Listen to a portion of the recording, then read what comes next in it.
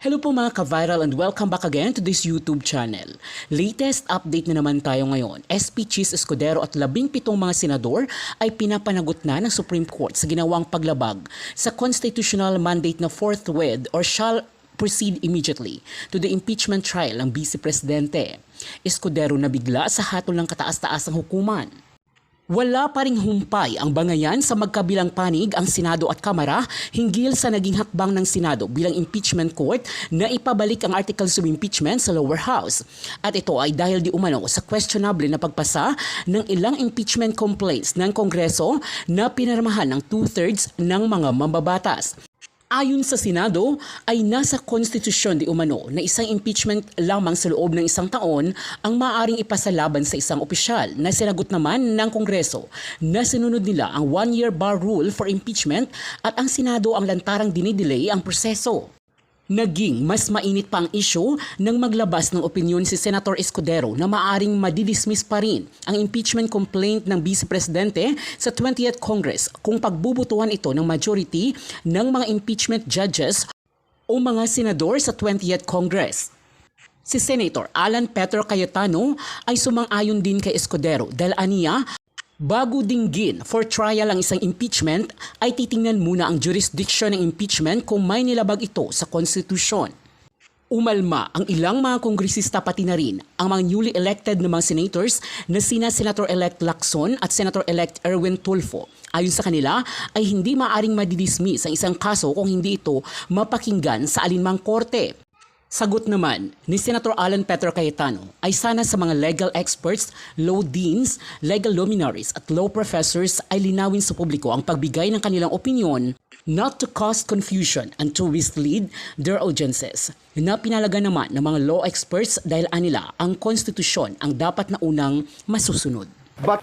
Kung balik tayo dun sa issue kanina na tinalakay, let us just have this emphasis sa sinabi niyo po na wag na naman sanang lunurin sa technicalities ang ginagawa na pag-require na o second requirement ng Senate.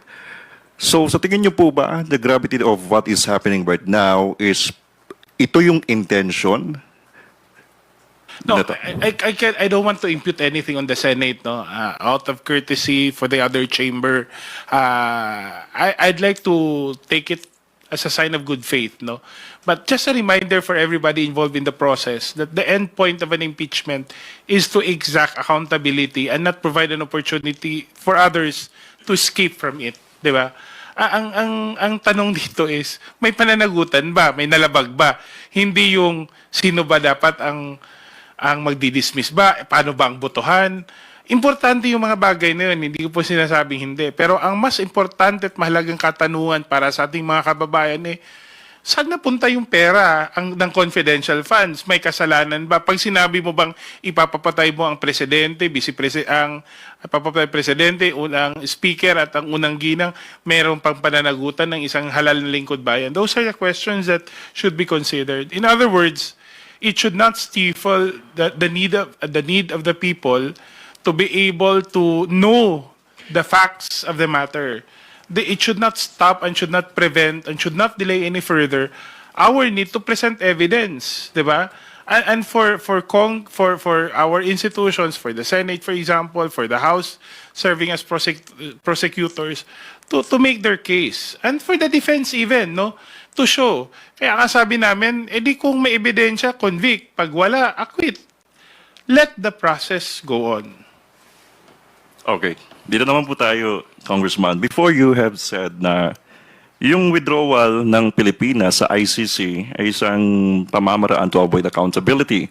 Now, given the recent Opta Research survey showing that a majority of Filipinos support the Philippines rejoining the International Criminal Court, how do you believe this public sentiment should influence Congress positions on this matter? Well, in the end, no, I think the people, mga kababayan natin yun, and the results of the election would show, there's already a change in mindset. People are already seeing the importance of accountability. Maybe our friends, our work in the 19th Congress had its own role of telling the people that in the end, the power of the people are more powerful than those in power, di ba? And I think it's a wake-up call for everyone. And even with this, with the ICC issue, sabi nga namin, it shouldn't be just about one person. Hindi dapat ang usapin ito tungkol kay Rodrigo Duterte lamang. Pero ito talaga ay para magkaroon ng karapatang at sapat na nararapat na safeguards ang ating bansa, ang ating estado, ang ating mga kababayan sa kasakaling may mga pagkakataong katulad nito. Maraming salamat. Of course, usaping impeachment. In the hypothetical na, kunyari, makonvict man si Vice President Sara Duterte, kasi nakasaad po sa Constitution na ang pipili po, or the President can choose within the members of the House of Representatives or the Senate ng magiging kapalit niya na Vice President. Kayo po, in your opinion, do you think po ba Congressman Martin Romualdez can be a best Vice President for BBM? Alam niyo, mahirap mag-comment sa bagay na wala pa eh. Impeach muna natin, tapos sasagutin ko yan pagkatapos. Thank you. Thank you. Thank you. Okay, Rosalicas, please proceed. Sorry, ongoing kasi yung press con po ng impeachment spokesperson right now. And isa po sa binabanggit niya, kaya po nag-release ng impeachment orders ang Senate Impeachment Court address sa House of Representatives para po yung pong mga legal impediments maiwasan na pagka nagsimula na mismo yung trial. Your reaction to this po? Well, to be honest, if it did not, ganito po yun. For me, those are questions also that could form part of the defense and would be better be discussed during the course of the trial instead of having to have prevented the course of the trial.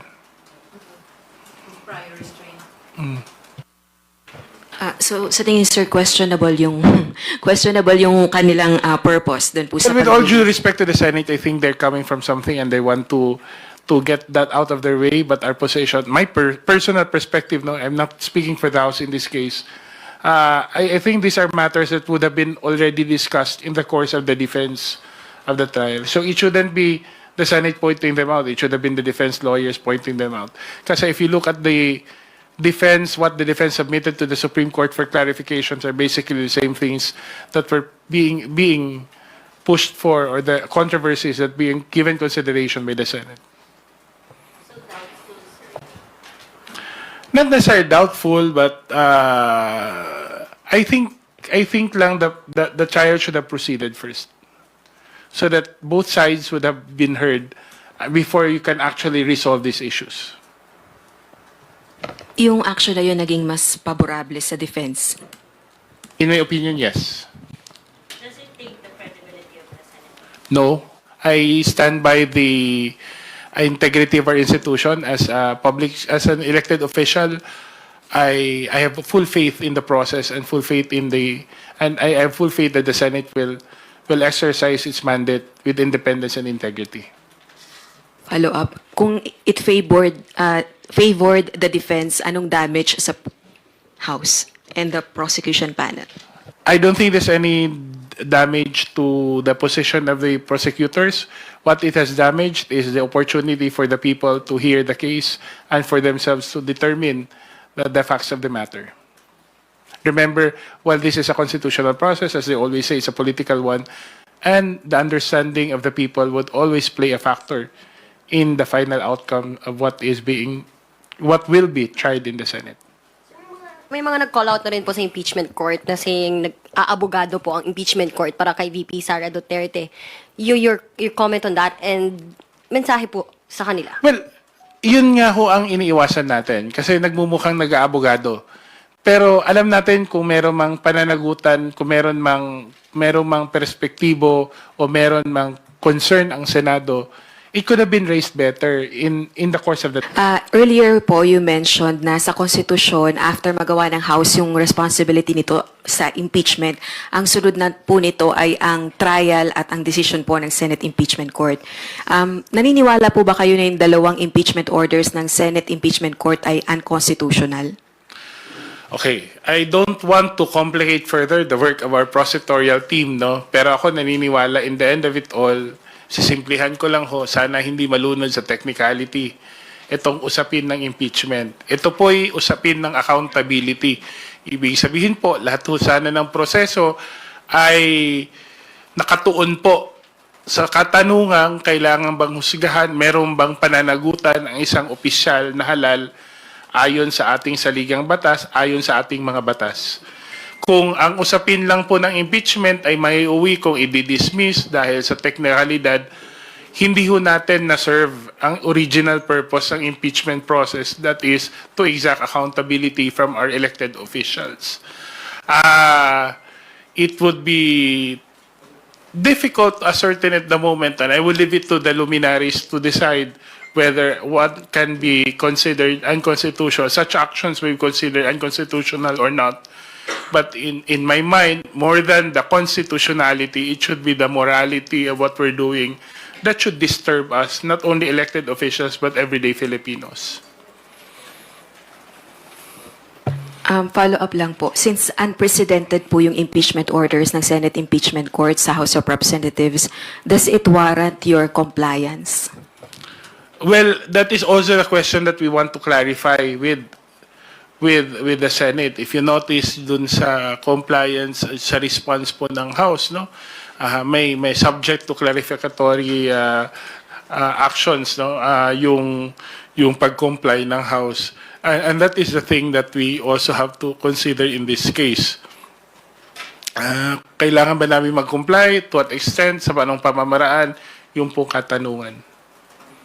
Kumbaga, Rose, pareho tayo ng tanong. Okay po, thank you po. Thank you po. Thank you, Rose. Go ahead, Janes Capanti from GMA Online.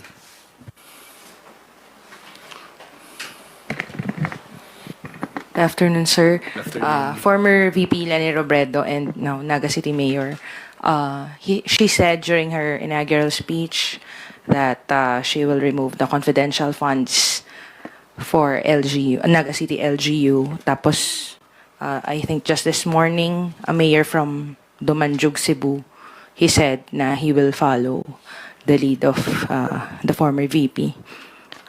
Do you think, having said that, do you think LGUs should be still allocated confidential funds for the 2025 budget, given that this fund has been subject to controversies and massive alleged misuse due to difficulty in limited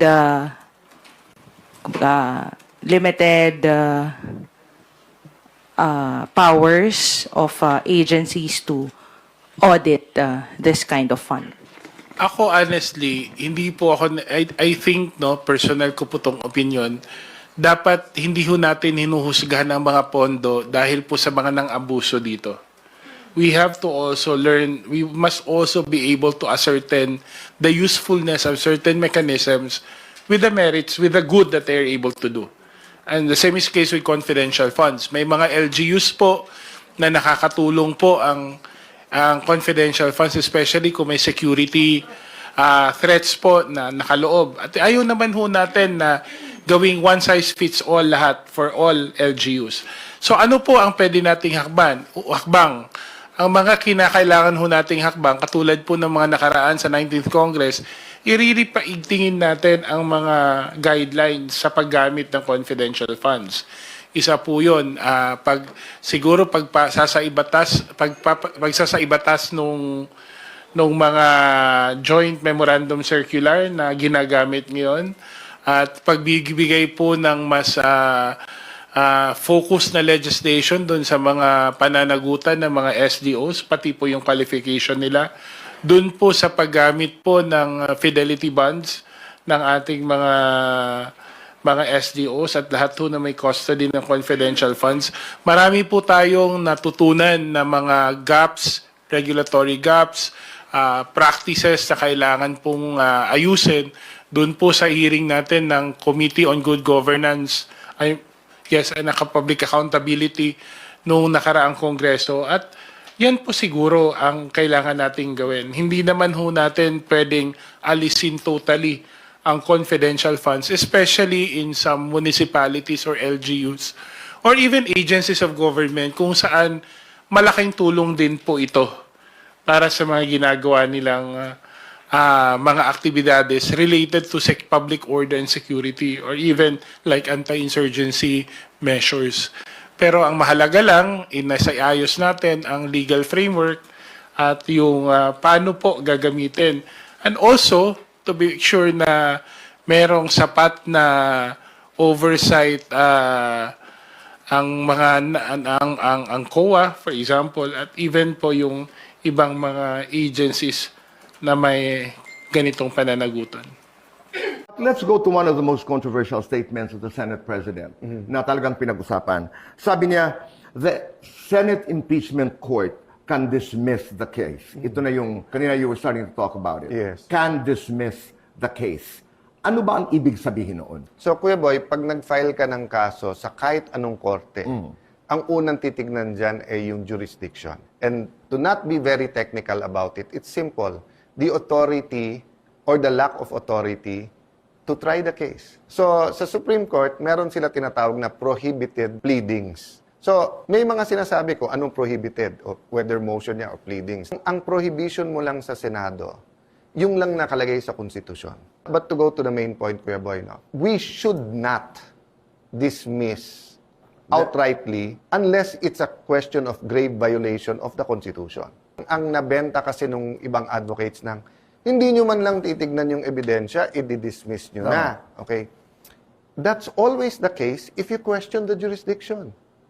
Naman ang chance yung taong bayan. They want to see. A lot of people are saying, we have the right to know if it's true or not. Yun yung hinahanap nila eh. Is this true or not? Diba? Pati nga yung kampo ni VP, sabi niya gano'n, sige, fight. Kasi para once and for all, para sa kanya din naman yun eh. Once and for all, diba? Matuldo ka na ito to get this over with. Parang Damocles sword ito na nakakuan sa ulo niya kung saan siya pumunta hanggat di matatry itong kaso na ito, hanggat di siya ma-absolve, hanggat di siya ma-acquit, then mayroong laging agam-agam ang taong bayan na guilty ito eh. Sorry, balikan ko yung committee chairmanship. Makukuha niyo po yung social justice? Is it something na pinramis ni... It was a wish. I told Sen. Rafi to tell Senator Cheese na gusto ko yung social justice and welfare. And the reply Pero hindi pa was? naman, wala pang reply naman. So far, anong committee na po yung nakuha niyo, sir? Wala pa. Wala. There's no committee yet. I have no idea. But I'm ready. Well, whatever the decision of the majority of the House, of the Senate leadership, then we'll just abide. Kailangan i-try ito, let's try. And then I think we really have to listen to the people, to the public. And may nagsasabi na we have the right to know. After all these people, you guys who elected us have the right to know. Diba? Hindi naman pwedeng itago yun. So it's just proper na, sige, let's go to trial. Diba? Kung not guilty, ba't po patagalin? Diba? That's it, basically. Pero wag naman yung i-dismiss mo na hindi pa naghihiring. Ano ba naman yon? Para masinabi, murder ang kaso nito, dismiss, sasabihin ng judge. Game, di ba? But, alimbawa, Kuya Boy, yung nagsasabing hindi pwedeng i-dismiss ng impeachment or ng trial court, ng impeachment court, yung Senado yon, ang impeachment complaint, di ba? That's not an opinion. It's a fact that you can dismiss it, you can hear it. And when you hear it, you can acquit or you can convict. Why can you dismiss? Because always, ang unang titignan ng korte, yung jurisdiction. So ngayon, may jurisdiction ba o hindi? Opinion ulit yon. So ang point ko lang, Kuya Boy, sa sobrang emotional nung issue, and hindi lang naman to impeachment kung sino din ang gusto mong kandidato o hindi sa 2028. I'm talking about the public, ha? Kami kasi nag-swear kami, di ba? Political neutrality. So, dapat, hindi namin iniisip yon. But yung mga nagko-comment, hindi mo matatanggal na sa isip nila. So, naghahalo-halo ngayon lahat, Kuya Boy, yung facts at saka, kaya maraming fake news ngayon. Maraming nagsasabing, hindi pwede yan. Kaya, nung isang araw, ang sinabi ko sa media, ako'y nakikiusap. sa legal luminaries, sa mga law deans, law professors, iklaro natin yung hindi dapat at yung hindi pwede. Di ba? Yung what you can do and what you shouldn't do are two different things. You're under contract sa isang big network, di ba? And it's under MTRCB. So, Kuya Boy, you should not curse and you cannot curse. I-edit yun, di ba? But you go on Netflix, Kuya Boy. I still say you should not curse, but you can. Kasi sa Netflix pwede eh. Di ba? So, dun ngayon ang karamihan ng confusion. Dun sa anong gusto mo as an individual mangyari sa court. Pero nako-confuse yung non-lawyers kasi kino-confuse din ng ibang lawyers kung anong pwede at hindi pwedeng gawin ng court. Pero dapat maingay tayo kung anong dapat at hindi dapat gawin ng impeachment court. Okay. Hihimayin natin lahat yan, Alan. Pero doon muna sa point na ang confusion is largely caused by fake news. Pero pwede rin ako Or makonfuse. circumstance lens, Kuya Boy. I mean, one factor lang. Kasi remember, Kuya Boy, ilan pa lang ba ang impeachment na umabot sa Senado? Pangatlo pa lang to eh. Di ba? Okay. So, ang US Constitution is 1789. Correct. So, ilang daan taon na. Tayo 1987, pangatlo pa lang to. So, to be yung tatlong fair, impeachment cases na umabot sa Senado, pangalanan natin, ERAP, for president, di for ba? president. Impeachment case na hindi Corona. natapos. CJ Corona na natapos. Okay. Tapos ngayon, yung kay VP Duterte na nasa Senate. Okay. So, pangatlo pa lang, Kuya Boy. Okay. So, partly lang yung confusion ay doon sa fake news. Partly din dahil nga hindi pa buo lahat ng doktrina natin tungkol dyan eh. In fact, nung yung impeachment kay President Arroyo, impeachment kay President Erap, impeachment kay Ombudsman Gutierrez, Mercedita. maraming umakyat sa Supreme Court ng mga kaso. Okay. So, that's another thing, part ng confusion. At saka ang confusion ang gagaling din sa napakaraming opinion, hindi nanggagaling sa fake news. Nanggagaling sa napakaraming tao na marurunong. Kasi ngayon, free market of ideas tayo. Ang dami naming naririnig, ang daming nababasa. So, hindi namin malaman sino bang aming paniniwalaan. But for example, Kuya Boy, diba? Kung idol mo itong dean na to, o Correct. idol mo itong former justice, tapos sinabi niyang, unconstitutional yan, hindi ka naman abogado. De lahat na kayo nagsasabing unconstitutional At kung yun. saan ang leanings mo. Nasaan ang leanings mo? Oo. Di ba? So, tapos sasabihin niya, hold them accountable. Pag dinismiss yan, you're not holding her accountable. Okay. So, uulitin mo na yon. That's why nga, hindi ko pinapakiusapan yung madlang public. Di ba? Because nga, they also get their information from the legal luminaries. Di ba? So, halimbawa, pagka may sinabi akong off topic, on tangent about artista, about networks, and you tell me, de Alan, ganito kasi yan. Kuya Boy, ikaw pinaniniwalaan ko sa ganyan eh. Di ba? Or kung sino man ang barkada ko dyan sa showbiz. So, uulitin ko ngayon. Kung tama, okay. Kung mali, so that's why it gets confusing. Remember, Kuya Boy, we haven't had an impeachment na final mo not only on the last day of the session nung Senado, but also in the middle of an election. Alam mo, sa ordinaryong kaso sa US, di ba? Kasi jury yan. And we're more like a jury than judges. Now, why do I say that? Sa Pilipinas kasi, single judge yan eh. MTC, RTC, isang judge. Pagdating mo sa Court of Appeals and then sa Supreme Court, mas marami yan. 3, 5. Unless mag-en bank ka, 15 yan. But kami 23, may abogado, meron hindi abogado. So we're more like a jury. And sa jury sa Amerika, the judge, paalalahanin lang sa'yo kung anong batas. And then kapag ka-toxic masyado yung media at saka yung environment, isi-sequester ka, Kuya Boy, di ba? Ilalagay ka lahat sa isang hotel, walang TV, walang dyaryo, ay, hindi ka pwede magbasa para hindi ka bias. So can you imagine, Kuya Boy, i-impeachment ka, gitna ng kampanyahan, alam naman natin ang Pilipino, pag 3 years before, pag midterm, ang iniisip na, 2028. O, alam naman natin, nung inaresto at dinala sa Hague ang dating Pangulo, lalong naging emotional na ngayon. So, after that, and then may impeachment, so, naghalo-halo talaga, Kuya Boy. So, I'm not blaming anyone. I'm just saying, nandito tayo. Okay. Thank you. Okay. I never said there will be chaos. Don't get me wrong. I never said there will be chaos. There might. It's a possibility.